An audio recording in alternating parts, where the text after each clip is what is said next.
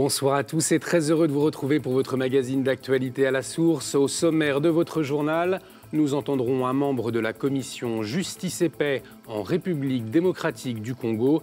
Il alerte la communauté internationale après les massacres perpétrés dans la nuit de mardi à mercredi dans le nord du pays. La situation dans les prisons belges est préoccupante. Le pays doit faire face à la colère des gardiens et des prisonniers. Les aumôneries sont aussi touchées avec moins de messes célébrées. C'est ce que nous dira l'aumônier de la prison de Forest. Et puis dimanche, on a couru au Puy-en-Velay pour la première édition du Jubilé des sportifs. Vous pourrez constater les performances sportives de l'évêque d'Ajaccio dans notre reportage. Hier, l'Union européenne a validé la suppression de visas pour les Turcs, une contrepartie du soutien de la Turquie dans la crise des migrants. Qu'en pensent nos éditorialistes de ce donnant-donnant? La parole à Gérard Leclerc, éditorialiste à France Catholique, et à Guillaume Goubert, directeur de la rédaction de La Croix, dans quelques instants. L'Église de la République démocratique du Congo demande une enquête internationale indépendante après les massacres qui ont eu lieu dans la nuit de mardi à mercredi. Des rebelles ont tué au moins 20 personnes, dont 4 enfants, dans la ville de Beni, dans le Nord Kivu. La région est déchirée depuis plus de 20 ans par des conflits armés entre puissances régionales qui se battent pour les ressources minières. Nous avons joint sur place un membre de la commission Justice et Paix du diocèse qui a alerté sur ces massacres. Pour des raisons de sécurité, nous ne pouvons vous donner son nom. On l'écoute. Aucune précaution n'avait été prise. Et le pire que nous déplorons aujourd'hui est arrivé. Je suis surpris parce que, à côté de ce village qui a été attaqué, il y avait des présences de forces militaires de la communauté internationale. Il y avait aussi des forces armées de la République démocratique du Congo. C'est cela qui nous surprend que toutes ces 4 contingences n'aient pas pu réagir. L'appel de l'Église, c'est celle de son évêque. L'évêque avait demandé qu'on diligente une enquête internationale indépendante pour pouvoir identifier les auteurs de ces crimes, le cas échéant, les déférer devant les instances juridictionnelles pour que responsabilité soit faite et que vraiment ce massacre s'arrête. Donc nous réitérons cet appel-là d'une enquête internationale. On vous a parlé du cardinal Onayekan, l'archevêque d'Abuja au Nigeria. Vendredi 22 avril, dans le sud du pays, il s'est retrouvé au cœur d'une fusillade. Le cardinal Onayekan attire régulièrement l'attention sur les exactions du groupe djihadiste Boko Haram, très actif dans la région. Nous l'avons joint par téléphone pour mieux comprendre ce qui s'est passé. Moi, je ne vois rien de religieux. Ce n'était pas moi seul qui a été attaqué, parce qu'il y avait beaucoup d'autres. Il y a des autres voitures dans la route à ce moment-là. Cette espèce d'attaque était déjà, on a déjà eu beaucoup de cas. Il y a 2 semaines, on a attaqué des prêtres. Un des prêtres était gravement blessé, presque dans la même zone. Alors ça veut dire qu'il y a besoin de prendre des dispositions pour rendre cette route-là plus sécure. En Irak, le village chrétien de Téléskouf, au nord de Mossoul, subit les bombardements des djihadistes de l'État islamique depuis mardi matin. Les habitants ont fui la ville en 2014, mais des combattants chrétiens kurdes s'y trouvent encore. Nous comptons sur toutes les personnes de bonne volonté pour stopper cet acte de terrorisme, a déclaré sa béatitude Louis-Raphaël Sako, patriarche des Chaldéens en Irak. Hier, devant plus de 20 000 pèlerins, le Saint-Père a commenté la parabole de la brebis égarée lors de l'audience générale. Tandis qu'il recherche la brebis perdue, il provoque les 99 autres pour qu'elle aide à réunir le troupeau, a expliqué le pape. L'unique façon de recomposer le troupeau, c'est la miséricorde, a-t-il ajouté. On l'écoute. Dovremmo riflettere spesso su questa parabola, perché nella comunità cristiana c'è sempre qualcuno che manca e se n'è andato lasciando il posto vuoto. A volte questo è scoraggiante e ci porta a credere che sia una perdita inevitabile, una malattia senza rimedio. È allora che corriamo il pericolo di rinchiuderci dentro un ovile dove non ci sarà l'odore delle pecore, ma puzza di chiuso. Questo succede quando manca lo slancio missionario che ci porta ad incontrare gli altri. Nella visione di Gesù non ci sono pecore definitivamente perdute, ma questo dobbiamo capirlo bene. Per Dio nessuno è definitivamente perduto. Mai, fino all'ultimo momento, Dio ci cerca. Le dialogue interreligieux est un travail de construction, a ensuite affirmé le pape devant une trentaine de participants à un colloque organisé par le Conseil pontifical pour le dialogue interreligieux et l'Institut royal pour les études interreligieuses d'Amman. Le pape François a rappelé l'importance du dialogue qui mène au cœur et se conclut par une poignée de main. La parole, le cœur, la main, c'est simple, un enfant sait le faire, pourquoi pas nous, a conclu le Saint-Père. La principauté de Monaco va accueillir dans quelques jours un nouveau nonce apostolique, Monseigneur Luigi Pezzuto. Il est actuellement nonce en Bosnie-Herzégovine et au Monténégro depuis 2012. Monseigneur Luigi Pezzuto présentera lundi ses lettres de créance au prince souverain Albert de Monaco. Ainsi, il succédera officiellement à Monseigneur Luis Travaglino. Le nouvel ambassadeur du Saint-Siège à Monaco ira à la rencontre des fidèles du Rocher dès dimanche prochain, où il célébrera une messe. Monseigneur Barcy, archevêque de Monaco, rappelle l'importance et l'ancienneté des relations entre Monaco et le Saint-Siège.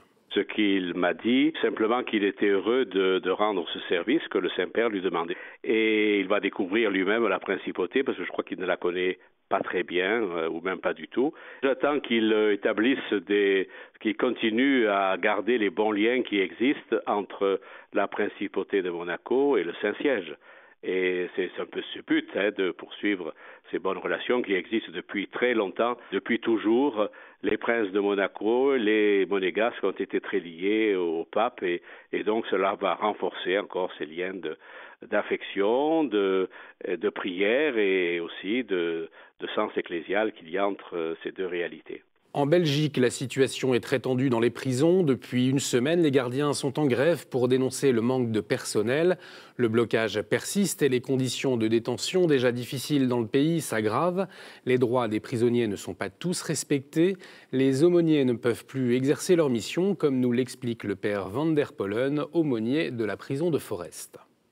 La décision est prise au niveau du personnel en uniforme. Ce n'est pas une décision de la direction, c'est une décision pragmatique disant nous manquons de personnel, nous n'avons pas de personnel suffisant, nous supprimons donc l'Eucharistie. Et donc c'est là que se pose la difficulté finalement. Et la difficulté pour les agents aussi de prendre ces décisions, ils ne sont pas enchantés de nous dire cela. Certains sont même déplorent cet état de fait. Mais c'est leur responsabilité de faire passer la sécurité avant tout. C'est une souffrance, une double souffrance, celle du personnel, celle des détenus. Exercer cette liberté religieuse, c'est aller aussi au plus profond de leur questionnement, parfois aussi reconnaître progressivement le mal qu'ils ont fait ou leur délit. Mais c'est un lieu aussi de réflexion, un lieu de sérénité, un lieu de liberté dont ils sont privés. Quand le Seigneur bénit nos loisirs et nos passions, dimanche dernier, en parallèle de la Saint-Joseph et du jubilé des petits chanteurs, le Puy-en-Velay a proposé pour la première fois un jubilé moins connu, celui des sportifs. Et Monseigneur de Germay, évêque d'Ajaccio, a montré l'exemple en mettant ses baskets pour courir les 15 km du Puy devant la caméra de notre journaliste Florent de Brito. Pour Monseigneur de Germay, venu pour célébrer les cérémonies en Puy-en-Velay, ce 1er mai semblait tout à fait normal, jusqu'à ce qu'on le retrouve en tenue de sport. Nous sommes à quelques minutes avant le départ des 15 km du Puy. Donne-nous d'être dans la vie comme sur le stade, d'être fidèle en amitié. Aux côtés de la Saint-Joseph, ce coureur régulier était aussi venu célébrer le jubilé des sportifs. La foi, selon lui, doit être aussi présente dans ces moments de loisirs. Il y a aussi certaines pathologies dans le sport aujourd'hui, avec une place trop importante donnée à l'argent, la question du dopage aussi. Donc je pense que ça peut être intéressant de laisser le sport être interrogé par la foi. Le Père, le Fils et le Saint-Esprit. Amen. Allez et courez dans la paix. Après avoir béni les quelques fidèles présents avant la course, l'évêque part à l'échauffement. Mais après le départ, on doit bien l'avouer, on a perdu de vue Monseigneur de Germay. On a un problème ? Ouais. On a perdu l'évêque. Là, il est parti trop vite. On a pris un évêque de compétition. Nous retrouvons l'évêque seulement à l'arrivée. Il boucle ses 15 km en 1 heure, 12 minutes et 33 secondes. Pas de quoi rougir du tout. Le recteur de la cathédrale du Puy arrive une dizaine de minutes plus tard. À l'issue de la course, chacun nous a livré son secret pour tenir. Spirituellement, on comprend qu'on a besoin de souffle. Et le souffle, c'est l'Esprit Saint. J'ai pensé pour la course à la persévérance. C'est Saint Paul qui dit c'est par votre persévérance que vous obtiendrez le salut. Alors j'ai essayé de persévérer. Après sa performance, Monseigneur de Germay s'est fait une promesse, revenir pour bénir à nouveau le sport et pourquoi pas battre son record personnel. Ma grâce te suffit, c'est la devise épiscopale de Monseigneur Collomb. Il a été ordonné aujourd'hui évêque de La Rochelle et Saintes, entouré par plus de 4500 fidèles. Il avait été nommé par le pape le 9 mars. Monseigneur Collomb était alors prêtre supérieur général des missions étrangères de Paris. Nous reviendrons plus longuement sur son ordination mardi prochain. Dimanche, à l'invitation du pape François et du tout nouveau secrétariat pour la communication, l'Église va célébrer les 50e journées mondiales des communications sociales. Objectif, mieux faire connaître les moyens de communication au niveau des paroisses et des diocèses pour annoncer l'Évangile et pour montrer que les réseaux sociaux sont aussi un moyen de vivre la miséricorde. La Conférence des évêques de France a réalisé une vidéo. On en regarde un extrait. Oui, enfin, est-ce que, une bonne fois pour toutes, vous pouvez m'expliquer ce qu'est la miséricorde?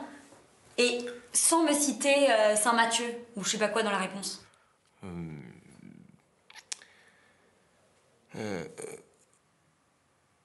La miséricorde, si tu veux, c'est ce par quoi Dieu vient pacifier nos cœurs et nous rend du coup porteurs de sa tendresse et de son espérance. Tu comprends? D'accord. Et c'est dans l'Évangile, ça? Non, c'est pas dans l'Évangile. C'est l'Évangile.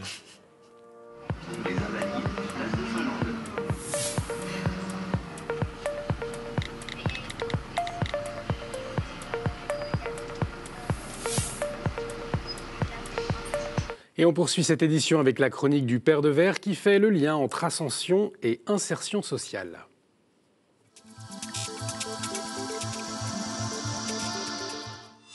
En cette fête de l'Assomption, permettez-moi de vous adresser mon salut le plus cordial, le plus fraternel.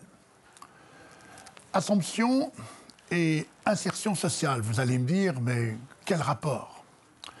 Bien, je crois que l'Ascension, le Christ ne va pas au ciel. Le ciel n'est pas un lieu. Le Christ, c'est le ciel. Et vous vous souvenez de ce mot de Zindel, le ciel, c'est le cœur. Christ a une telle générosité, une telle plénitude de vie qu'il est le vivant. Et le ciel, c'est la vie. Oui, mais alors très concrètement, comment cette vie en ascension que le Christ nous invite à vivre, et d'ailleurs les envoyés de Dieu vont dire « mais qu'est-ce que vous êtes là à regarder le ciel ?» Non, qui a un regard qui permette précisément de s'éveiller à une ascension. Alors prenons cet exemple, Maximilien Kolbe. Vous savez, dans les camps de concentration, cet homme qui sort des rangs et qui va s'adresser directement aux bourreaux. Et ces bourreaux sont tout à fait saisis par cette présence, par cet homme qui est incroyablement vivant alors qu'il sait qu'il va mourir. Mais il va mourir en donnant sa vie. Sortir des rangs. Parce que précisément, il a refusé l'indifférence. Parce qu'il est inscrit dans une telle générosité que soudain, il y a une magnifique ouverture. Eh bien, là où nous sommes envoyés, comme témoins, essayons de voir comment nous pouvons un peu sortir des rangs pour permettre à des hommes, à des femmes, à des gosses qui sont dans des situations très difficiles, de découvrir qu'il y a un espace de vie, un demain possible. N'est-ce pas cela aussi, vivre l'ascension? Merci Père, et pour ceux qui profitent de ce long week-end pour lire, tout de suite, quelques idées, c'est notre revue de presse.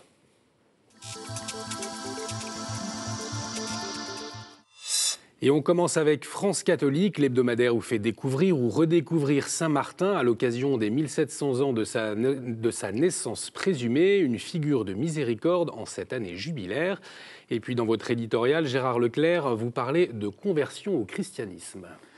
Non, de conversion au catholicisme, pardon. De la part d'un responsable très important du mouvement évangélique, qui a fondé une communauté à partir de Stockholm, qui a rayonné dans le monde et qui comprenait à peu près 350 000 fidèles. Il s'est converti récemment au catholicisme et notre excellent confrère Henrik Lindell a fait un livre entretien avec lui, pour moi extrêmement intéressant, qui soulève plusieurs problèmes. D'abord, la difficulté, en période d'œcuménisme, de se convertir, en quelque sorte, dans une confession amie, fraternelle.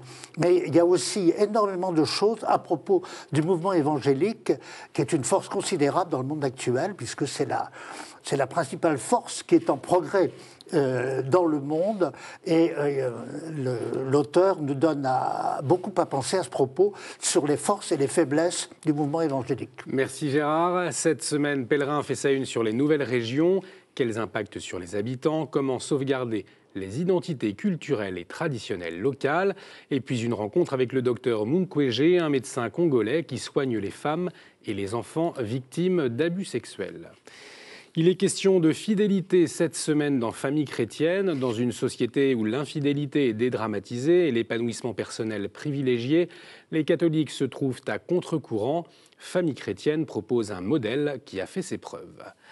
L'Église protestante unie de France est réunie actuellement en synode. Réforme consacre un dossier sur l'événement pour en comprendre les différents enjeux. Et puis, à l'approche des primaires de la droite, portrait d'une famille politique bousculée. Et enfin, l'homme nouveau décrypte cette semaine le mouvement Nuit debout. S'inspire-t-il des veilleurs?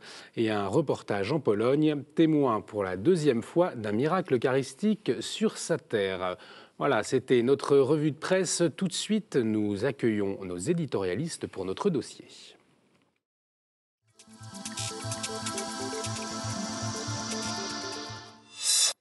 Dès le mois de juin, les Turcs pourront entrer en Europe sans visa. Cette mesure a été annoncée hier après-midi. Elle avait été imposée par le président turc en mars dernier, lors de l'accord entre l'Union européenne et la Turquie pour faire face à la crise des migrants. Pour en parler, nous accueillons Gérard Leclerc, éditorialiste à France Catholique. Bonsoir Gérard. Bonsoir. Et Guillaume Goubert, directeur de la rédaction de La Croix. Bonsoir Guillaume. Bonsoir. Alors tout d'abord, une réaction, les visas, pas de Turcs pour les visas pour entrer en Europe, est-ce que c'est une bonne chose, Guillaume ?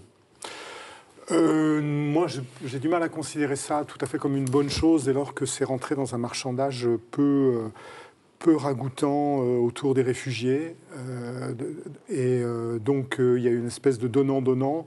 La Turquie, qui avait, de manière, je pense, assez cynique, laissé les réfugiés embarquer sur ses côtes pour aller vers la Grèce et l'Union européenne, moyennant 6 milliards d'euros, moyennant cette affaire de visa et également la poursuite des négociations en vue de l'adhésion de la Turquie à l'Union européenne, accepte maintenant de mieux contrôler ses côtes. Et de fait, il faut constater que le nombre de réfugiés qui passent les détroits est devenu beaucoup plus faible. Donc on est face vraiment à une forme de chantage et véritablement on ne peut pas se réjouir de ce qui se passe. Gérard, ce chantage de l'Union européenne et de la Turquie, ça vous choque ? On est dans une situation effectivement très, très délicate, très, très difficile. Alors, cette affaire des visas, elle concerne, je dirais, surtout l'Allemagne. Parce que c'est l'Allemagne qui est concernée d'abord par une forte immigration turque, qui n'est pas d'aujourd'hui.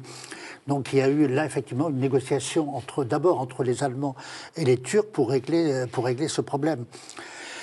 Alors, évidemment, c'est un chantage, effectivement, c'est un chantage. Il y a les visas, il y a les milliards déversés, etc. Mais moi, j'avoue que je suis quand même perplexe sur la solution à apporter à cet immense défi d'émigration. Il n'y a pas que la Turquie. Le Figaro a publié un article intéressant ce matin sur la situation des migrants en Jordanie. Ils sont 650 000 dans un petit pays. La charge est extrêmement lourde. On pourrait dire la même chose du Liban. La Turquie, le Liban, la Jordanie sont les 3 pays les plus concernés par le drame syrien. Comment s'en sortir ? Que vont devenir ces pauvres gens ? devant la difficulté de la situation en Jordanie, nous disait le journaliste du Figaro, certains pensent même à retourner en Syrie, d'autres, évidemment, regardent vers l'Europe. Mais nous avons affaire à des millions de personnes qui sont en situation dramatique. Que va-t-il leur arriver? Quelle solution donner à ce problème? J'avoue que moi, je n'ai pas de solution clé en main, sauf à souhaiter quand même que la paix revienne un jour en Syrie et qu'une partie, quand même, une bonne partie de ces populations puissent réintégrer leur pays, leur village, leur ville, leur situation, leur famille. Je pense que le problème, la source du problème, c'est quand même la guerre civile en Syrie. Et la solution, la véritable solution, c'est la paix. Bon, ceci dit, on n'y est pas encore, on n'est pas encore à cette paix-là. On sait ce qui se passe à Alep en ce moment, les drames qui se passent là-bas à Alep, avec une guerre inexpiable entre factions. Donc, l'Europe doit prendre sa responsabilité face aux réfugiés. Et est-ce que pour prendre ses responsabilités, elle est obligée de faire des concessions avec la Turquie, pour vous, Guillaume ? Écoutez, moi je pense que c'est pas la première fois que ça arrive. Hein. Il y a déjà eu dans le passé, par exemple, il y a eu des accords qui étaient probablement encore beaucoup plus scandaleux avec la Libye, où on confiait en quelque sorte au colonel Kadhafi la garde de nos côtes. Et ce qui se passait dans le désert libyen, on n'en savait pas grand-chose. Et il y a sans doute beaucoup de personnes qui, à l'époque, sont mortes dans le désert libyen, qui, dans une période ultérieure, se sont noyées en Méditerranée, lorsque le régime libyen du colonel Kadhafi est tombé. Moi, je pense qu'il faut que l'Europe accepte d'accueillir temporairement des réfugiés syriens. Beaucoup d'entre eux n'ont absolument pas le souhait de s'installer en Europe et ne demandent qu'à retourner dans leur pays. Je pense que nous avons un devoir d'accueil. Il est effectivement extrêmement difficile à organiser, surtout quand les phénomènes sont aussi brusques. Personnellement, encore une fois, je trouve que la Turquie se livre dans cette affaire à un chantage assez cynique. Est-ce que c'est l'une des clés pour vous aussi, Gérard, l'accueil de l'Union européenne pour les migrants ? Oui. Il y a plusieurs choses. Il y a la solution du problème, qui est la déstabilisation du Proche-Orient. Il y a le drame de la Méditerranée, quand même. Pour moi, c'est une priorité. Là, je suis tout à fait d'accord avec Hulot, qui a fait un superbe papier dans Le Monde la semaine dernière, un cri de colère. Il faut absolument constituer une flotte de secours pour venir à l'aide aux milliers de naufragés qui sont en péril de mort. Pour moi, là, il y a une priorité. La constitution d'une flotte européenne pour venir au secours des naufragés.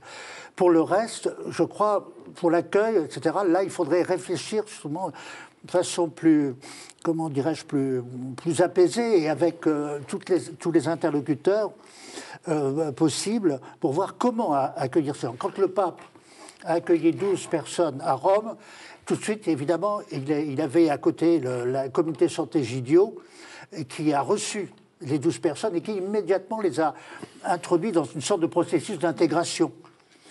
Ils se sont mis à apprendre l'italien, etc., et dans le but de trouver ça. Bon, quand on accueille les gens, effectivement, il faut trouver les moyens pour les accueillir d'une façon digne et aussi entrer dans un processus d'intégration. Mais ça, c'est une réflexion à mener sur le plan national, sur le plan européen, sur le plan international aussi, pour essayer de trouver une solution moins provisoire à ce drame. Qu'est-ce qu'elle a à dire, Guillaume, l'Église, sur le sujet ? Ce qu'elle dit, en l'occurrence ce qu'elle dit, Gérard parlait à l'instant de la parole du pape et la parole de la plupart de nos évêques, en tout cas en France, qui est de dire que quand une personne est en péril, il faut la secourir. Ça ne veut pas dire, encore une fois, accueillir les gens définitivement. Ça ne veut pas forcément dire, pour certains, il y aura une intégration. Pour d'autres, ce sera un accueil temporaire. Et ce n'est pas impossible. On a oublié aujourd'hui, mais il n'y a pas si longtemps, il y a une trentaine d'années, la France a accueilli plusieurs centaines de milliers de boat people venus d'Extrême-Orient. Et leur intégration s'est faite. Certains d'entre eux, aujourd'hui, sont repartis dans leur pays d'origine. J'ai bien conscience que la situation d'aujourd'hui est plus difficile qu'à l'époque, parce qu'à l'époque, on était encore, c'était la fin, mais c'était encore les 30 Glorieuses, il y avait très peu de chômage, il n'y avait pas d'effet de déstabilisation culturelle aussi, préoccupant que ça peut être le cas avec des réfugiés venus du monde arabe et musulman. Néanmoins, je pense que nos pays, qui sont extrêmement riches, qui ont des capacités d'organisation très grandes, sont capables de prendre en charge un plus grand nombre de réfugiés que ce n'est le cas aujourd'hui. Gérard, un dernier mot pour conclure. Écoutez, je ne peux que dire mon accord avec Guillaume sur ce qu'il vient de dire. Il y a un effort à faire, mais il faut dire que la situation est très très difficile et très délicate aussi en Europe, parce que la population est très crispée à ce propos. Évidemment, les attentats à Paris, Bruxelles n'arrangent pas les choses. Nos amis d'Europe de l'Est, on voit ce qui se passe en ce moment en Autriche, sont aussi très très très crispés là-dessus. Donc c'est vrai que pour l'Europe, il y a un défi à relever, et je ne sais pas comment on va le relever. Merci beaucoup, messieurs, pour votre éclairage. Merci à vous de nous avoir suivis. Vous pouvez retrouver cette émission sur notre site www.ktotv.com. On se retrouve mardi prochain. Excellente fin de semaine sur KTO.